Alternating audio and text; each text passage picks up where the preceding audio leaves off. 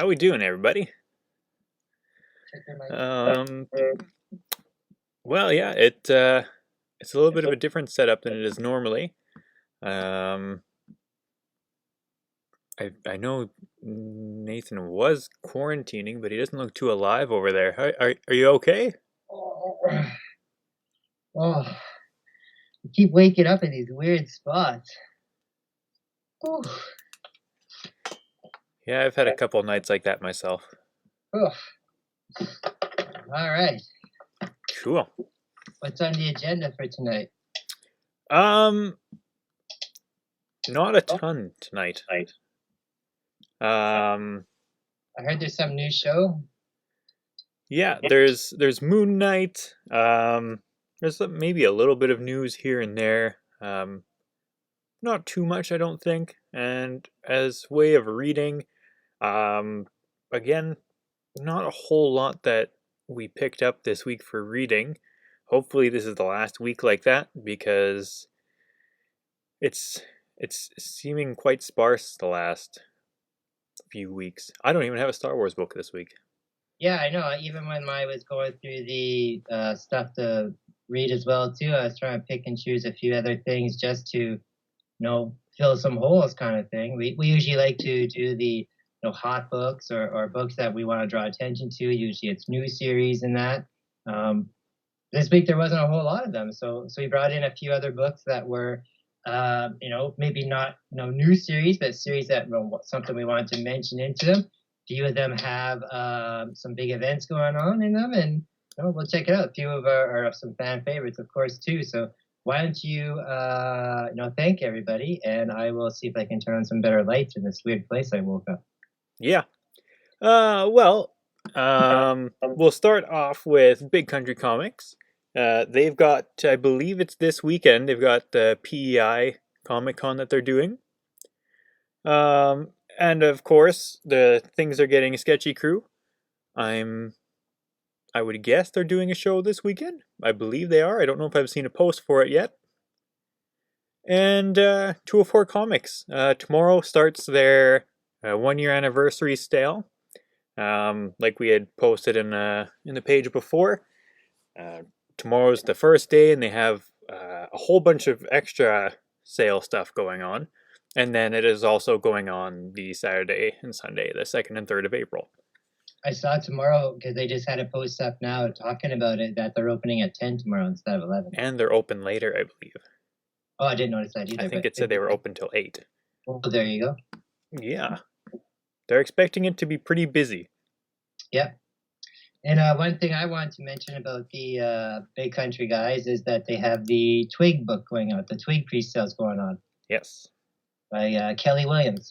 He did the cover for that. It's a nice cover. I like that. He actually contacted me this afternoon, Kelly Williams. He's been super behind on mailing out a bunch of stuff. So, he's going to send us out some stuff that we have with him.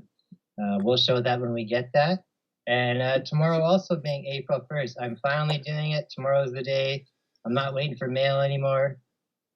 NatDaddy's sale starts tomorrow, April 1st. There you go. There we go. I'll post all the stuff up tomorrow for everybody. Check it out. Cool. So let's start with our first book. The last Amazing Spider-Man ever. Amazing Spider-Man number 93. The last one they're ever doing ever. Ever. End of the series. Yeah, I read this one. I kind of liked it. And you got Ben's memories are being manipulated by the Beyond Corporation, and he's acting out of control because of it. And then Peter kind of steps back into the Spider-Man role to come and confront him and try to, solve the situation. And it's pretty awesome. You got one of my favorite things, which I always see, is two Spideys fighting each other. I won't say necessarily to the death, but definitely to the end. There is some conclusion to this. And I think it's probably a good way to kind of wrap up all the stories that have been going on the last few years in Spider-Man. And I know that they're going to start over again in next month, I believe, or the month after with I can't remember if it's the end of April or beginning of May, but yeah, it's around there. With Romita coming back as well. That's right. Junior. Now, this next one is one that is a little bit intriguing to me because I didn't know exactly what it was. I thought it was a trade that was coming out and it was just getting a lot of hype for some reason. And that's the new Hulk book, Hulk Grand Design. Monster. Yeah. These books do get released into a trade format afterwards, but this is the first issue of the series. Yeah.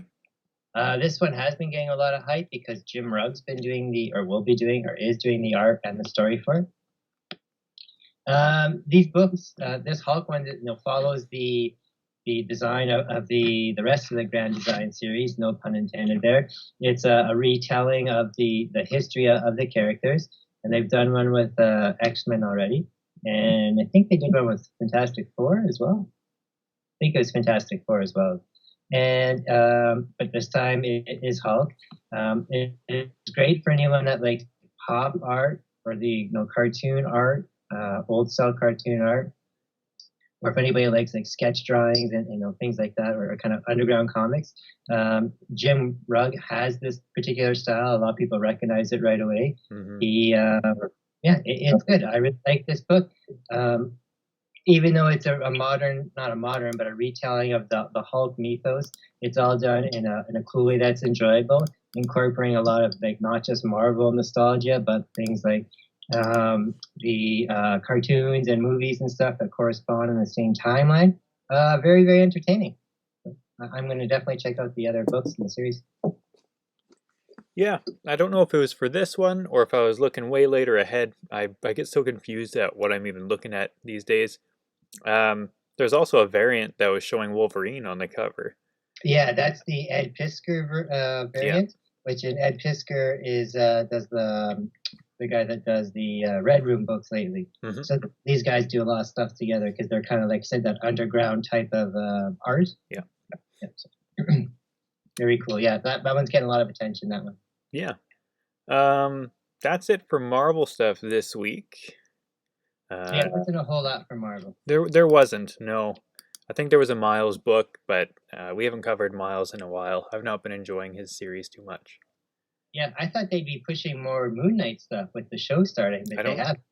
Yeah, they didn't push any books or pull any books back or anything to like coincide with the release, especially with like Devil's Reign or even just his own title.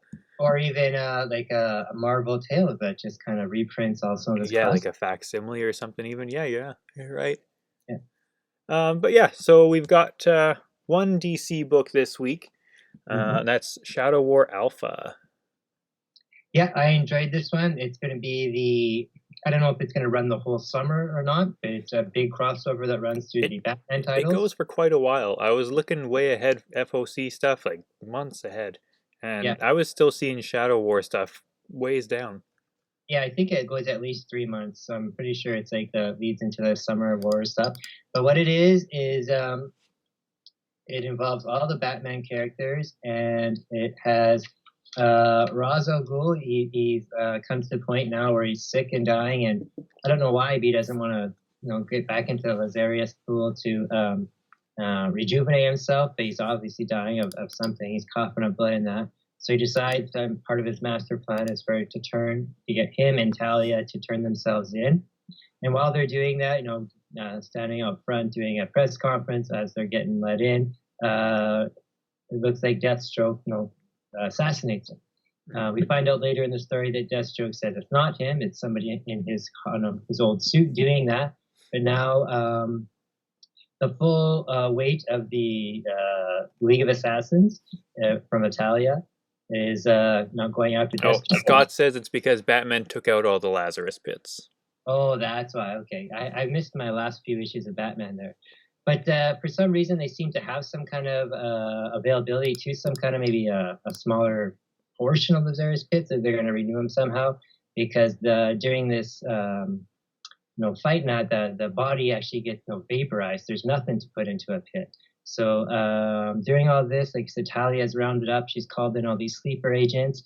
All these weird-looking assassins showed up that have like different superpowers and that. So that's kind of neat to see. Some new faces in there. They're called the Shadows. or League of Shadows or something like that. I forget what their exact term is.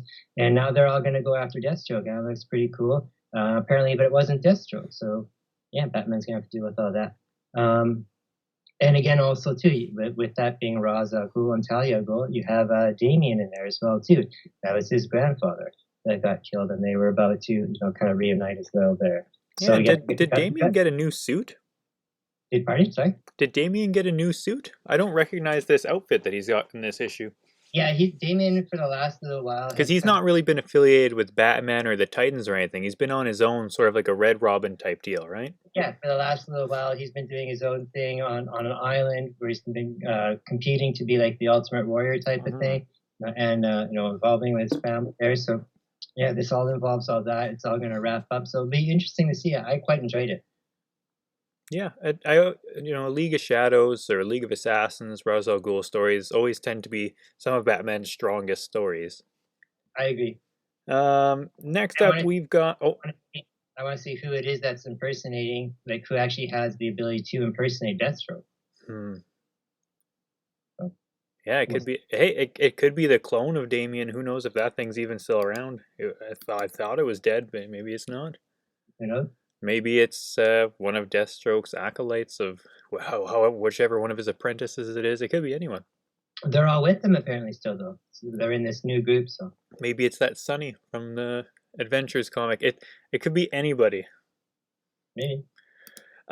Next, we've got from IDW, Teenage Mutant Ninja Turtles. A little bit of an underground comic. It's been gaining a little bit of heat the last 20 years. Well, this is issue 127, not the annual. There's the yearly annual out this week as well. It's a good read as well, but what's special about this issue, still written by Sophie Campbell and Pablo Tunica doing the art, is Venus de Milo is kind of brought back. And she's never been in the comics before.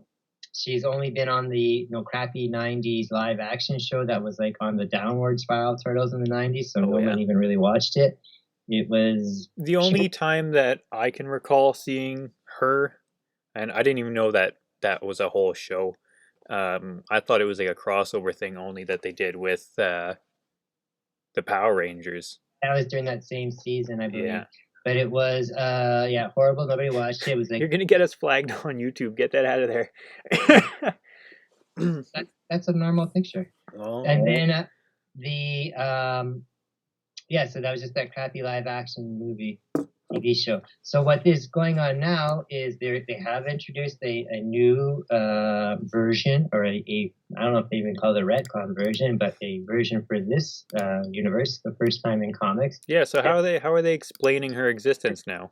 I just want to say, I'm going to say it a little bit without spoiling it too much. The Turtles have all these other mutant characters around now because they live in this mutant town. Yep. And there's this one, mad doctor type of guy that does like a lot of gene splicing and stuff like that.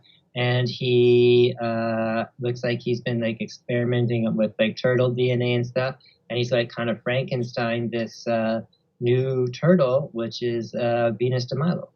So interesting. They only introduced her at the end of the story, so we'll see what happens there. She's still kind of like all in parts and hooked up to machines and stuff. But if anybody wants to see what she looks like without reading the book or flipping through, she's on the cover of the next issue. So it wasn't really a surprise what she was going to look like if anybody saw like previews or FOCs. Yeah. But I'm interested to see where this goes because this is kind of neat. It's almost like she's like maybe I don't think she'll be like a Bizarro type. That's two female turtles now in 2 years, 3 years. A little bit more. But this is, she'll be like a female turtle, but who knows how she'll fit in, so we'll see. And then still with IDW and still with 80s cartoons, but directly 80s cartoons. That's G.I. Joe Saturday Morning Adventures #2. Yeah, this is the second issue of 4 of this. And this is exactly like it's almost like they took a movie episode or how. Oh, for sure, yeah. It's like they had a canceled script and just went for it. Oh yeah. Yeah, and that's what it is. It's just plain old, G.I. Joe cartoon fun. If anybody wants to, read a G.I. Joe comic without a bunch of history, or if anybody wants to read a check-out comic, check it out with their kids or anything like that. It's really fun. You got Dan Schuing doing the art and Eric Burnham doing the writing, and the writing and the art is exactly just like the old cartoons. Again, it's silly Cobra, nostalgic. Adventure continues.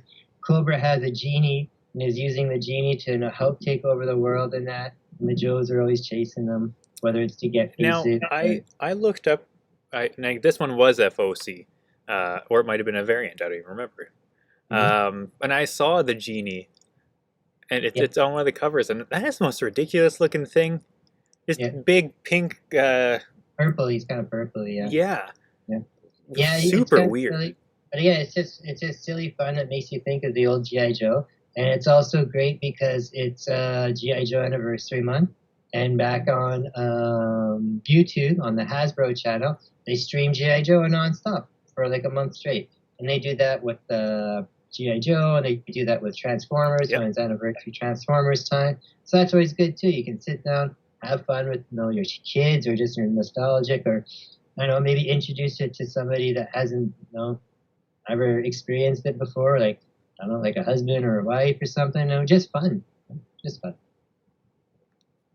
It's interesting how many, I guess, different properties are bringing back their TV show versions, like G.I. Joe, and like we were talking about Batman earlier.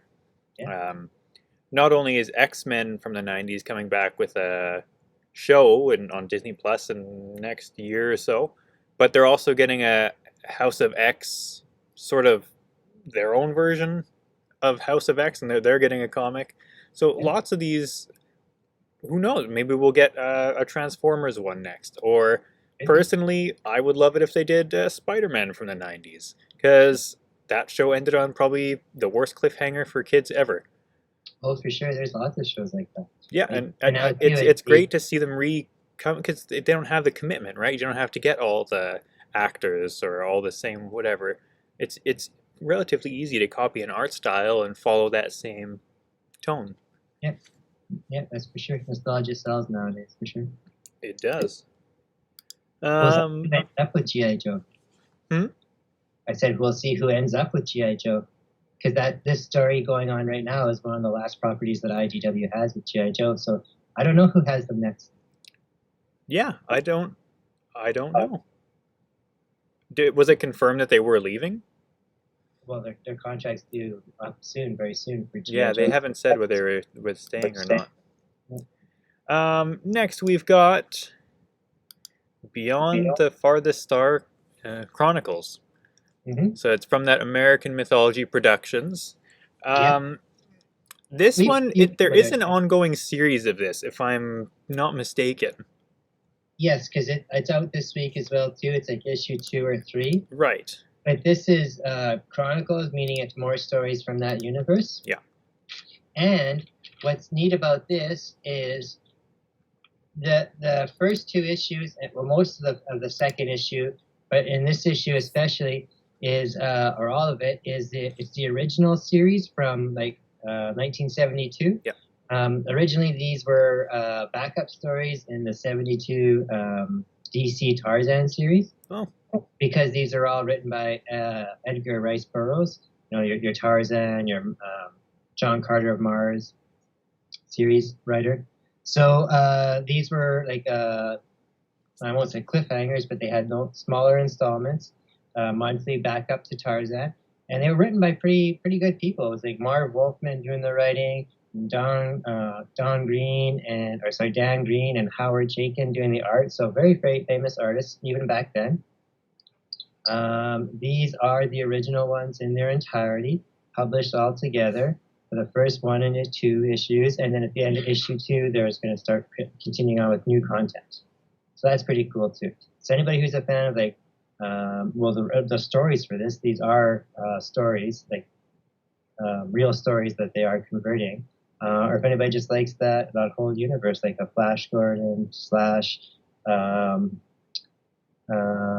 Lost in Space type of feel, or Explorer style, that John Carter of Mars, that's what this is. So neat stuff. I enjoyed it because I'm a sucker for all the old stuff like that too. I was gonna say, you like that old Tarzan, John Carter. Those are the kind that you liked. Yep. Next up, and I don't see on here, and I don't have it in my notes who the publisher is, but you probably do. That's Cities of Magic. That's from Scout. Scout. That's okay. I do have a Scout somewhere here. Boom. There we go. Yeah. I like the cover of this one. It reminds me of Wind. It is very similar to Wind, Yeah. actually. I would compare it right up that with it. This is like Cities of Scout's answer to Wind. That's how what I saw, and I thought it was the next volume. It's a universe that's magic based, and in this one, it's Will Tempest and Jacob Free do it, and it came out this week. But I actually got a copy of it last week for some reason. I don't know where I got it, if I got it, who I got it from, because we got an order from 2 places last week there. So I don't know who I got it from, but so I read it once last week, and I said to you, "Oh, this is a good book. I want to do it next week." It just, because we didn't fit it in last week, and then it turned out it was from this week, so it worked out well. This book has some nice artwork in it. How it starts off is 150 years ago. The Nexus wipes out all electricity and like science, so the Nexus was like some kind of magic EMP.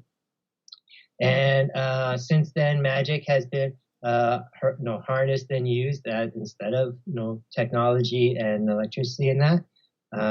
But after a little while, all that magic kind of leached into the rest of the world around it. So you start to get mutations like your centaurs and your flying fish and that. So now it's 150 years later, and the world is like a D&D world. Everything is magic based in that. So this one guy, Levi, shows up in Old York, and he's looking for some items in that, and he still believes, or not believes, but he still is like a follower of the old technology and stuff. So he's kind of like everyone thinks he's crazy, kind of like how nowadays all us modern people think, people who like follow crystals and stuff like mediums and stuff, we all think they're crazy, right? So kind of role reversal there.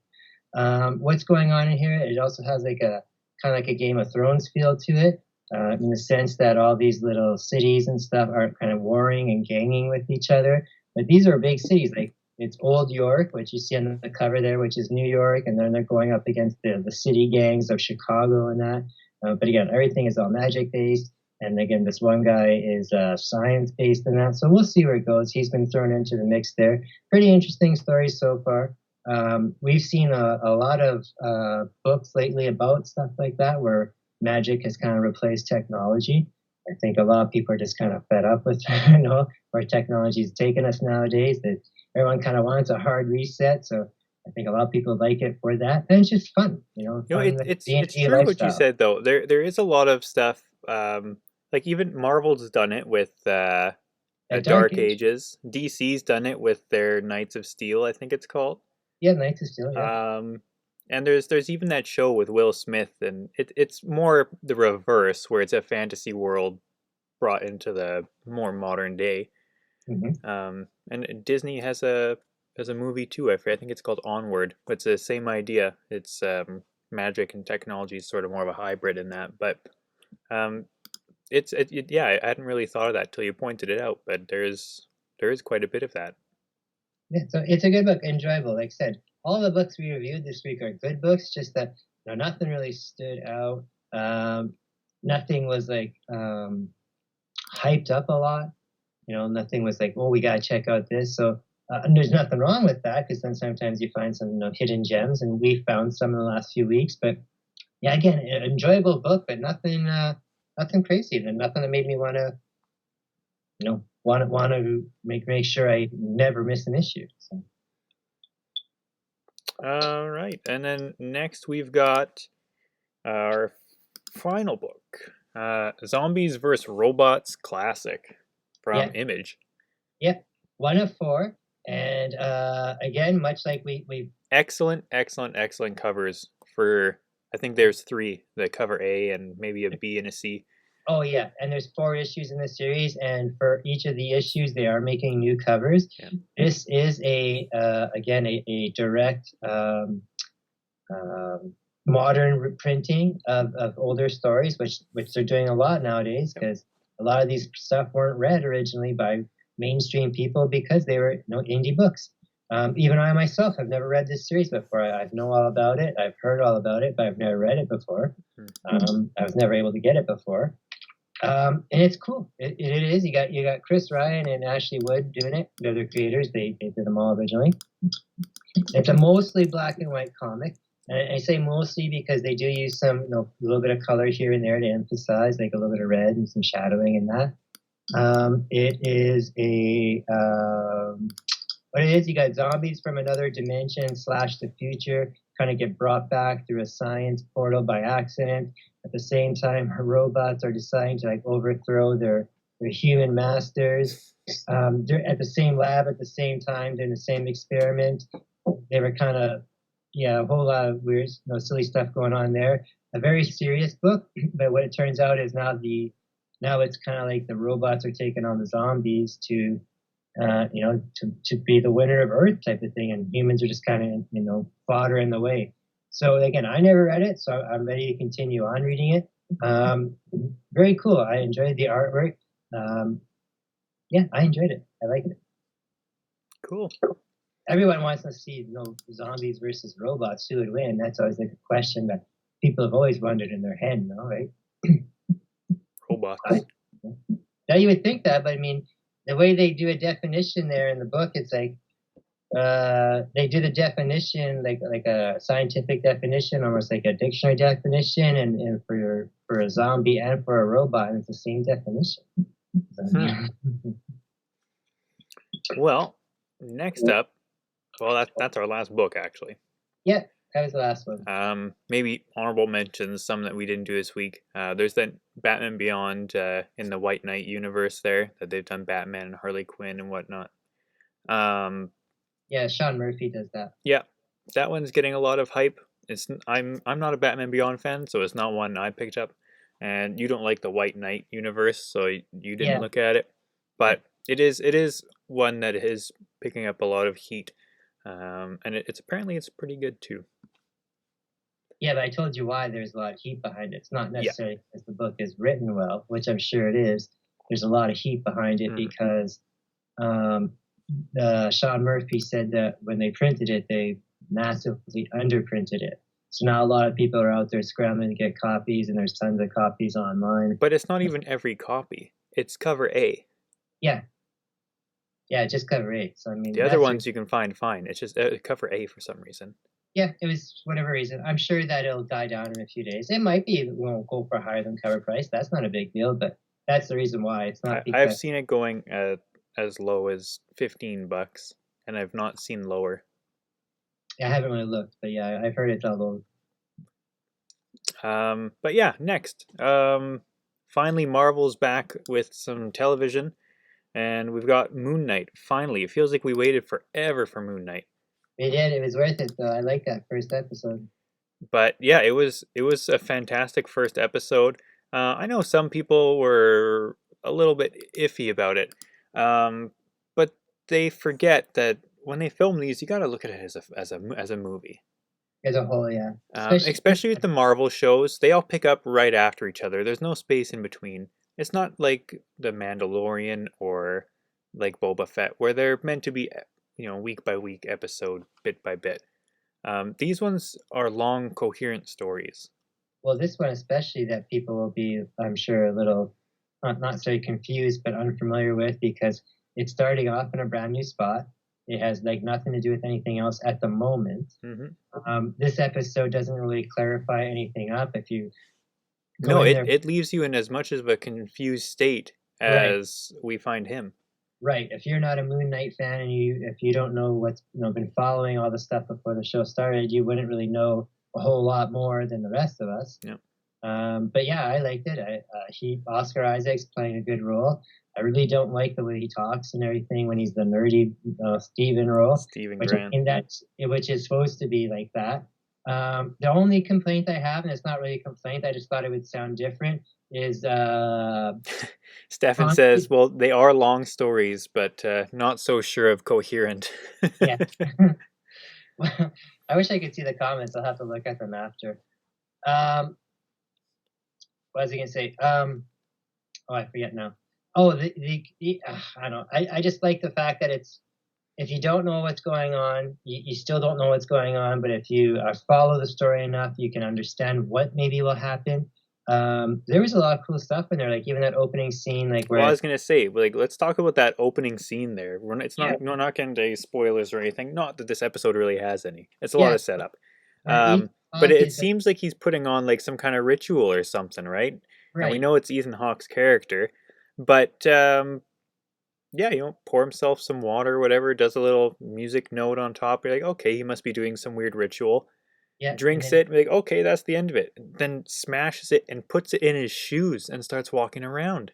yeah, that was pretty I intense don't there. know if in the trailers, because in the show, when he walks, there's this jingling sound of the glass in his shoes. And I haven't gone back and rewatched it, but I don't know if they have that in the trailers or not. And See, if they do, I would have thought it was like the jingling of like a belt or a sash or something, yeah, that's what I thought it or an was too. amulet. Because then on his arm he has the scales, right? So I thought he had some kind of scale thing, and I also thought he had some kind of wasn't he waving some kind of He like has a hand thing cane.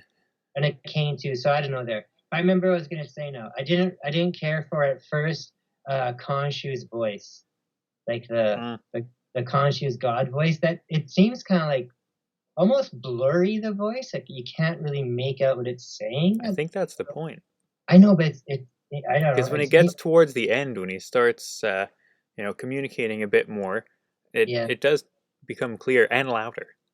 Yeah, and that's the part too. Like the louder it gets, more even more blurrier sounding. So, but I really enjoyed it. Nothing much to say spoiler wise because it's all it is him, much like me. This episode is just waking up in weird spots, or you see him blacking out in the middle of events and waking up like literally like maybe 30 seconds later, and it's almost like he's had a seizure of sorts, and he's just standing there in the midst of little bloody bodies and that. So yeah, great series so far. There's only 6 episodes. So, I mean, we only have 5 more in this.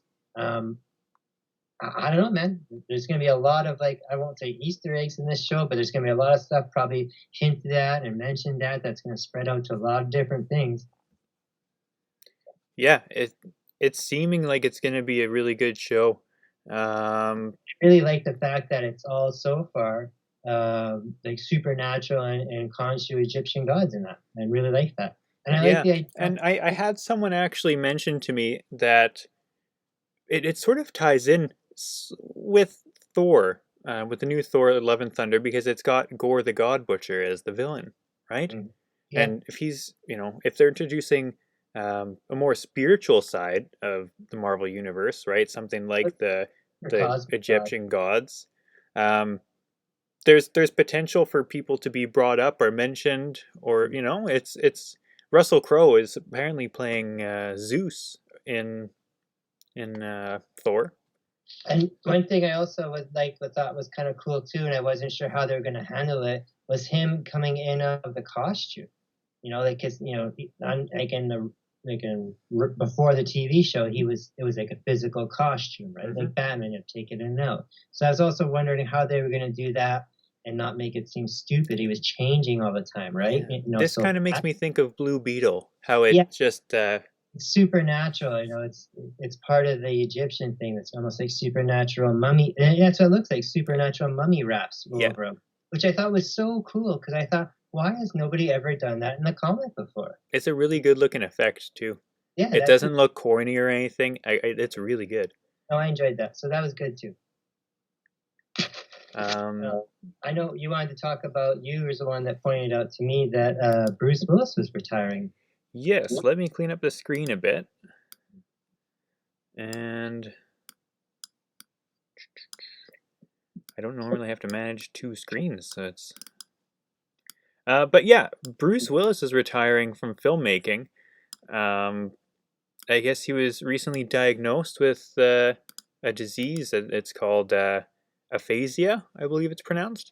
I think that does. Yeah, And from what I understand of it, it's just something that like you're not able to communicate or speak very well, and it's something that becomes very debilitating.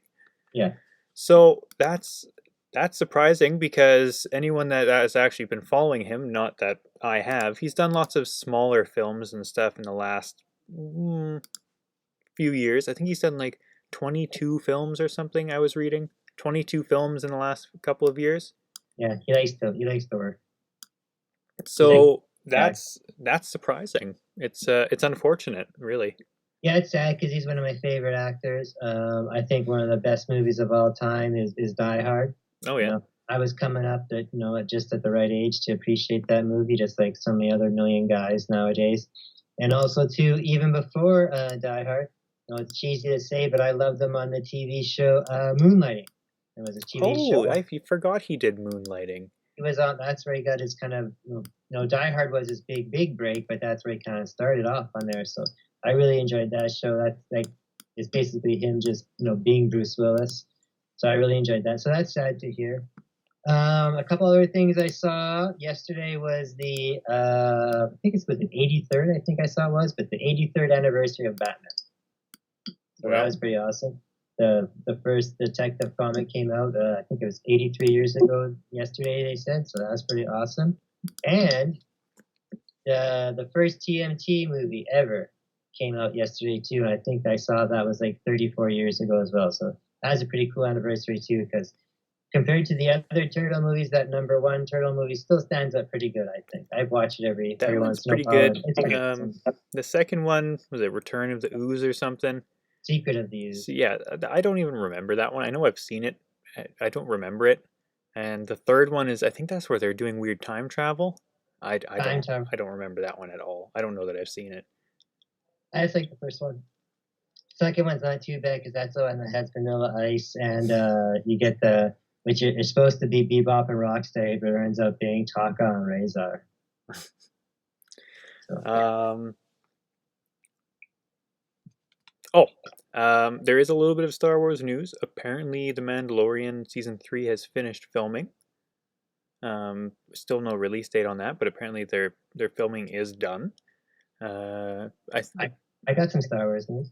Oh, okay. Obi-Wan Yeah, I saw is that. releasing 2 days later, so instead of a Wednesday premiere like Disney normally does, it's now instead of the 25th, it's on the 27th on the Friday, Yeah, and that was it's my news. I dropping saw that, two and it's episodes. releasing 2 episodes that day. hmm That was my I news. think it's funny enough that they made that announcement because I think today is actually Ewan McGregor's birthday as well.